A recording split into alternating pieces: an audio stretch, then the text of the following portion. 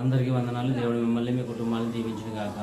ఈనాటి దేవుని వాగ్దానము నిర్గమకాండము 23వ అధ్యాయము 25వ వచనము. నేను మీ మధ్య నుండి రోగమును తొలగించేదను అని దేవుని వాక్యం సెలవిస్తుంది. రోగము ప్రతి ఒక్కరి జీవితాల్లో అనేది ఈ దినము ఎక్కువైపోతూ ఉండేది. ఎవరిని చూసినా ఏదో ఒక రోగం చేత హాస్పిటల్లో బాధపడుతూ ఉన్నారు. చాలామంది మరణానికి కూడా చేరువైపోతున్నారు. మరి బైబిల్ గ్రంథంలో హిజ్కియా అనే వ్యక్తి ఉన్నాడు. మరణకరమైన రోగం వచ్చినప్పుడు ఆయన దేవుని వైపు తిరిగి ఆయనను వేడుకున్నప్పుడు ఆయన జీవితంలో ఆ రోగం నుంచి దేవుడు స్వస్థతనిచ్చినట్టుగా మనం చూస్తున్నాం.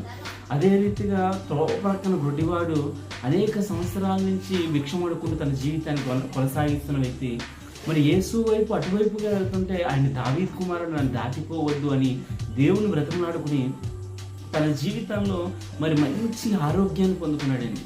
ఆయన లేచి తన ఇంటికి వెళ్ళినట్టు సందర్భాన్ని మనం చూడగలుగుతున్నాం. ఇలాగా అనేకుల జీవితాలు దేవుడు ఇచ్చిన వాగ్దాన ప్రకారము దేవుడు ఆయన అనారోగ్యాన్ని తీసివేసిన దేవుడిగా ఉన్నాడు. ఈరోజు నువ్వు కూడా ఏదో ఒక బలహీనత చేత బాధపడచ్చు, ఏదో ఒక రోగం చేత నువ్వు వేదన చెందొచ్చు. నా జీవితము దీనికి స్వస్థతే లేదు, నా జీవితము ఇక ఈ అనారోగ్యంతోనే నా జీవితం ముగించబడిపోతా, ఒకవేళ నేను చనిపోతానని ఒక వేదనతో రాత్రి ఈ సమయంలో ఉండవచ్చు. కానీ దేవుడు నీతో మాట్లాడుతున్నాడు, నీ జీవితంలో నీ అనారోగ్యాన్ని నేను తొలగించేదను, నీ మధ్య నుండి దాన్ని తొలగించేదను అని దేవుడు వాక్యం సెలవిస్తుంది కనుక నీ జీవితంలో ఆయన ఒక్కసారి వేడుకోగలిగితే దేవుడు నీకు మంచి ఆరోగ్యాన్ని ఇవ్వబోతున్నాడు.